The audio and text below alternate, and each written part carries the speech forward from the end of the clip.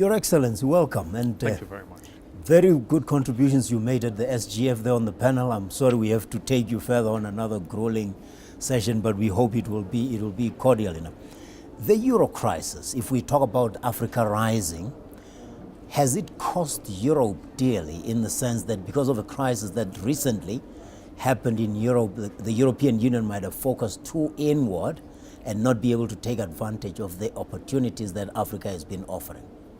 Thank you very much. Let me be very clear. The crisis has hit Europe hard. We are, as you know, at the moment bouncing back, but the crisis has hit Europe hard, and a lot of energy, also political energy, has been concentrated on addressing this crisis. At the same time, our companies were forced to also look for opportunities outside Africa, because trading opportunities within the Union were getting less obvious. So there was a drive outside of the continent. And as we discussed earlier, investment and trade follows an open situation, follows positive conditions. So Europe very affected by the crisis. Secondly, bouncing back. Thirdly, looking at possibilities for trade and investment outside of the European Union, including very much in Africa, because as we have discussed earlier, there are these long-standing links. We know each other, and there is this feeling that the neighboring continent should work together. Whether we have always made full use of Africa's potential, I am inclined to agree with you there that we could be more perceptive in certain countries. So there is certainly a long way to go. But on the whole, there is a strong interest from Europeans to continue to invest in the continent, but also to work together with the continent, because South Africa is also investing quite a lot in the European Union. Yeah. And if I just, as a last point, some 70% of foreign direct investment, as we discussed earlier, in South Africa is from the European Union. I think it is important to diversify, but not by encouraging Europe to invest less. I think we all should work together. And I would like to point out that the investments in Europe from, for instance, the BRICS partners, are considerable. So, you know, we continue to invest in each other and to trade with each other. Of course, Steinhoff, not so long ago, investing in Germany's largest retailer in furniture, and the Angolans who are investing in Portugal. So it's a very mutual relationship. Yeah. Now, talking about the crisis in Europe, but also looking at the role of Africa.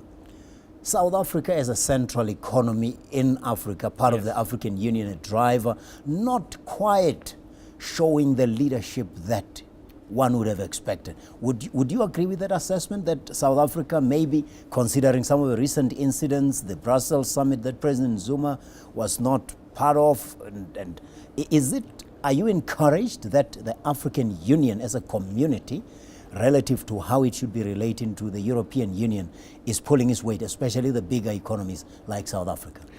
Let me say in the first place that the European Union and the African Union, of course, are sisters, brothers organizations. So there is an enormous amount of contact between the African Union and the European Union. We are each other's strategic partners. In the same vein, there is a lot of contact between the European Union and the regional organizations, SADC, ECOWAS, East African Community.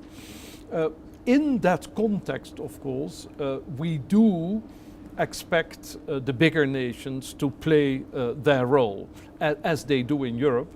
But at the same time, I myself come from one of the smaller European nations, the Netherlands. We also feel that all nations will have to play their role.